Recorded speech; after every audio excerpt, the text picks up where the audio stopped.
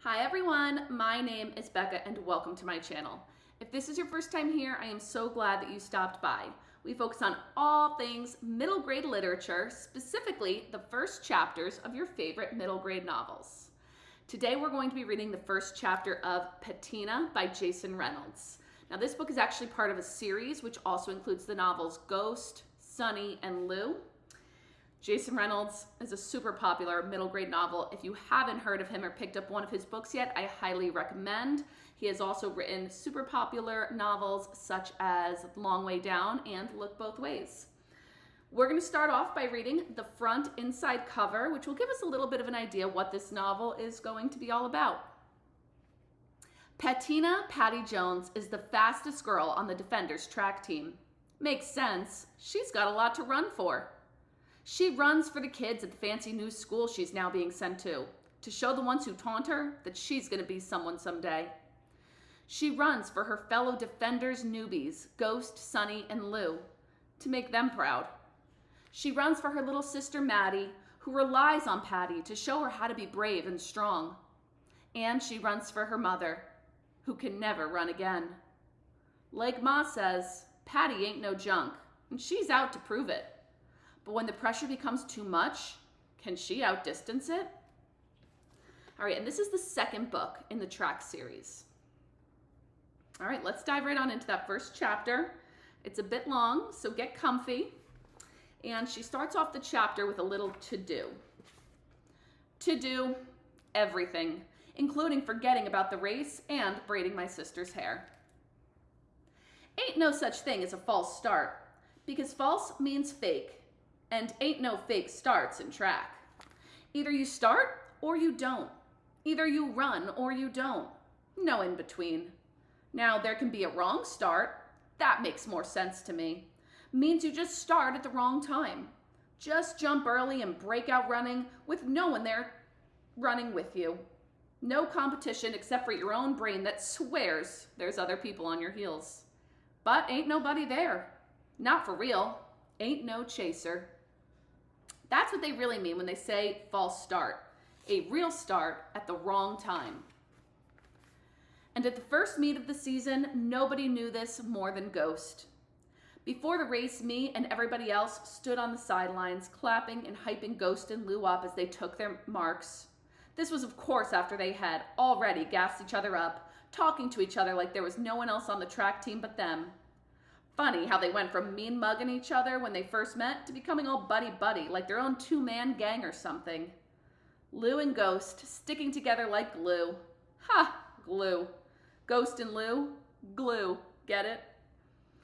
That could be their corny crew name. Lost would also work. Matter of fact, there was a moment there where I thought that name might even be more fitting, especially after what Ghost did. See, at first, I thought he'd timed it perfectly. I thought Ghost pushed off from the line at the exact moment the gun went off, as if he just knew when it was coming, like he could feel it on the inside of him or something. But he didn't hear the second shot. Well, I take that back. Of course he had heard it. It was a loud boom. It was impossible not to hear it, but he didn't know it meant that he had jumped too early, that he'd false started. I mean, this was his first race, so he had no clue that the second shot meant to stop running and start over. So he didn't. He ran the entire 100 meters. Didn't know that people weren't cheering him on, but were yelling for him to pull up and go back to the starting line. So when he finally got to the finish line, he threw his hands up in victory and turned around with one of them million-toothed smiles until he noticed all the other runners, his competition, were still at the top of the track. He looked out into the crowd, everybody laughing, pointing, shaking their heads while Ghost dropped his. Stared at the black tar, his chest like someone blowing up a balloon inside him, then letting the air out, then blowing it back up, then letting the air out. I was afraid that balloon was going to burst, that Ghost would burst open like he used to when he first joined the team. And I could tell by the way he was chewing on the side of his jaw that he wanted to, or maybe just keep running off the track, out of the park, all the way home. Coach walked over to him, whispered something in his ear. I don't know what it was. but it was probably something like, it's okay, settle down, you're still in it, but if you do it again, you're disqualified. Nah, knowing Coach, it was probably something a little more deep, like, I don't know, I can't even think of nothing right now, but Coach was full of deep. Whatever it was, Ghost lifted his head and trotted back to the line, where Lou was waiting for him with his hand out for a 5. Ghost was still out of breath, but there was no time for him to catch it. He had to get back on his mark. Get ready to run it all over again. The starter held the gun in the air again. My stomach flipped over again. The man pulled the trigger again. Boom, again. And Ghost took off. Again. It was almost like his legs were sticks of dynamite, and the first run was just the fuse being lit. And now the tiny fire had gotten to the blow-up part. And let me tell you, Ghost blew up. Busted wide open in the best way. I mean, the dude exploded down the line in a blur, even faster this time. His silver shoes like sparks flicking up off the track. First race, first place, even after a false start. And if a false start means a real start at the wrong time being too early, then I must have a false finish, which also ain't a fake finish, but a real finish, just too late. Make sense? Just in case it don't, let me explain. My race was up next. And here's the thing, I've been running the 800 for 3 years straight. It's my race. I have a system, a way of running it. I come off the block strong and low, and by the time I'm straight up, my body is steady. But I always allow myself to drop back a little, keeping it cool for the first lap. Pace. That's where 800 runners blow it. They start out too fast and be rigged by the second lap. I've seen a lot of girls get roasted out there, showboating on that first 400, but I know better. I knew the second 400 was the kicker. What I didn't know, though, was just how fast the girls in this new league were. What kind of shape they were in. So when the gun blew and we took off, I realized that the pace I had to keep just to stay with the pack was faster than I was used to. But of course, I'm thinking, these girls are stupid and are going to be tired in 20 seconds. In 30 seconds. In 40 seconds? Never happened. And instead it ended up me saying to myself, oh God, I'm tired. How am I tired? And as we rounded the final 200 meters, I had to dig deep and step it up. So I turned on the jets. Here's how it went. Cornrows, low cut, ponytail, and puny tail in front of me. Chop 'em down, Patty. Push, push, push. Breathe. Cornrows is on my side now. The crowd is screaming the traditional chant when someone is getting past. Whoop, whoop, whoop. Push, push. Cornrows is toast. 100 meters to go. Mouth wide open. Eyes wide open. Stride wide open. Chop 'em down, Patty. Arms pumping, whipping the air out of my way like water. Low cut is slowing up. Her little pea head's bobbling like it could snap right off. She's tired. Finally. Whoop, whoop. Got her. 2 more to go.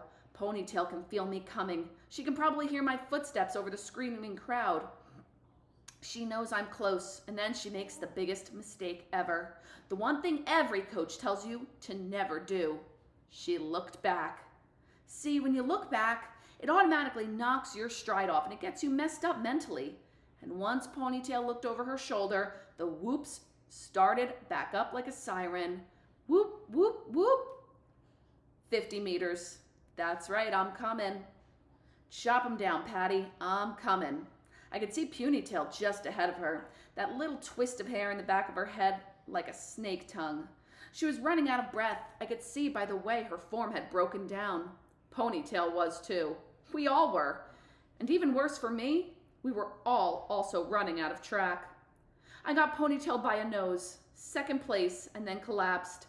People cheering all around me, jumping up and down as the stands quickly becoming a wavy blur of color as the tears rose. Second? Stupid second place? Oh, no way I was going to cry. Trust me, I wanted to. Water pricking at my eyelids, but no way. I wanted to kick something, I was so mad. Coach Wick came over to help me up, and once I was standing, I yanked away from her and limped over to the bench. My legs were burning and cramping, but I wanted to kick something anyway. Maybe kick the bench over, kick those stupid orange slices Lou's mother brought, anything. But instead I just sat down and didn't say a word for the rest of the meet. Yes, I'm a sore loser if that's what you want to call it. To me, I just like to win. I only want to win. Anything else is false, fake, but real. So real I don't even want to talk about it on the way to church the next day. Not with no one. Not even with God. I'd spend all morning braiding Maddie's hair the same way Ma used to braid mine when I was little. Only difference is Ma's got fat fingers and used to be braiding like she was trying to strip my edges or make me bald. Talking about gotta make it tight so it don't come loose. Right, but I don't even do that, I don't even do Maddie's that tight, and I can knock out a whole head of full hair in half an hour if she sits still, which she never does. How many more? Maddie whined, squirming on the floor in front of me. I'm almost done. Just chill out so I can... I picked up the can of beads and shook them in her ear like one of them Spanish shaker things. And just like that, she calmed down and let me tilt her head forward so I could braid the last section, the bit of curls tightly wound at the base of her neck. I dipped my finger in the gunk on the back of my hand and then massaged it into Maddie's scalp. Then I stroked grease into the leftover bush ball, tugging it straight, then letting it go, watching it shrink back into dark brown cotton candy. What colors do you want? I asked, separating the hair into 3 parts. Maddie put a finger to her chin, acting like she was thinking. I say acting because she knew what color she wanted. She picked the same one every week. Matter of fact, there was only one color in the can. Red, we both said at the same time. Me, of course, with a little more pepper and a little less pep. Maddie tried to whip around and give me a funny face, but I was mid-braid. Stay still. Then came the beading. Today, 30 braids, so 3 red beads on each braid, 90 beads. I used tiny bits of aluminum foil on the ends to keep the beads from slipping off, even though they would anyway. But who's got time to use those little rubber bands? Not me, and definitely not Maddie. When we finished, Maddie did what she always did, ran to the bathroom. I followed her like I always did and lifted her up so she could see herself in the mirror. She smiled, her mouth like a piano with only 1 black key, 1 front tooth missing. Then Maddie ran back to the living room and blew a kiss at the picture propped up on the table next to the TV. The same picture every time, of me at her age, 6, with a big cheese and a missing front tooth and braids, red beads, aluminum foil on the ends. I do Maddie's hair every Sunday for 2 reasons. The first is because Momly can't do it. If it was up to her, Maddie's hair would be in 2 afro puffs every day. Either that or Momly would have shaved it all off by now. It's not that she doesn't care. She does. It's just that she doesn't know what to do with hair like Maddie's. Like ours. Ma do, but Momly? Nope. She never had to deal with nothing like it, and there ain't no rule book for white people to know how to work with black hair. And her husband, my Uncle Tony, he ain't no help. Ever since they adopted us, every time I talk about Maddie's hair, Uncle Tony says the same thing. Just let it rock. Like he's gonna sit in the back of Maddie's class and stink face all the 6-year-old bullies in barrettes. Right. But luckily for everybody, especially Maddie, I know what I'm doing. Been a black girl all my life. The other reason I always do Maddie's hair on Sundays is because that's when we see Ma, and she don't want to see Maddie looking like she ain't never been nowhere. So after Maddie's hair is done, we get dressed, as in dressed up, all the way up. Maddie puts on one of her church dresses, white patent leather shoes, and that most people only wear on Easter Sunday. But for us, for Ma, every Sunday is like Easter Sunday. I put on a dress too, run a comb through my hair until it cooperates. Black ballerina flats because ugly black ballerina flats because Ma don't want me looking fast in the house of the Lord. Then Momly drives us across town to Barnaby Terrace, my old neighborhood. Barnaby Terrace is fine. I don't really know what else to say about it, except for the fact that there's nothing really to say about it. Ain't nobody rich, that's for sure. But ain't nobody really poor neither. Everybody's just regular. Regular people going to regular jobs, having regular kids who go to regular schools, and grow up to be regular people with regular jobs, and on and on. And I guess everything was pretty regular about me too, until 6 years ago. Follow me. I just turned 6, and me and my dad were having one of our famous invisible cupcake parties. Kind of like how little girls on old TV shows be having tea parties. But you know how it don't ever really be tea in the cups? Like that. Except I didn't have a tea set, and my mom wouldn't let us use her real teacups, which were really just random coffee mugs. Plus, my dad always said tea don't even taste good enough to pretend to drink. He also said tea and eat are made of the same letters anyway, so pretending to eat was pretty much the same as pretending to drink. And what better thing to pretend to eat than cupcakes? And that's what we always had, imaginary cupcakes. But on this night, my mother cut the party short because it was a school night. Plus, she was pregnant with Maddie at the time and needed my father to massage her feet. So he whispered in my ear, "Sleep tight, sweet pancake. Your mom and the waffle need me." Then he kissed me goodnight, first on the forehead, then on one cheek, and then on the other cheek. I don't know what happened next. My guess is that after rubbing Ma's feet, he kissed her goodnight too. And Maddie, the waffle, who was probably being all fidgety in Mom's stomach, I bet Dad smooched right on the belly button and then rolled over and went to sleep. But he never woke up. Like, ever. It was crazy. And if we had been allowed to drink pretend tea from my mother's real cups, they all would have been shattered the next morning after she woke me up, her face wet with tears, and blurted, "Something's happened." I would have smashed each and every one of those cups on the floor. And I would have smashed more of them 2 years later when my mother had 2 toes cut off her right foot. And 6 months after that, when she had the whole foot cut off. And 6 months after that, 3 years ago, when my mother had both her legs chopped off, which, I'm telling you, would have left the whole stupid cabinet empty. Broken mugs everywhere. Nothing left to drink from. But I didn't.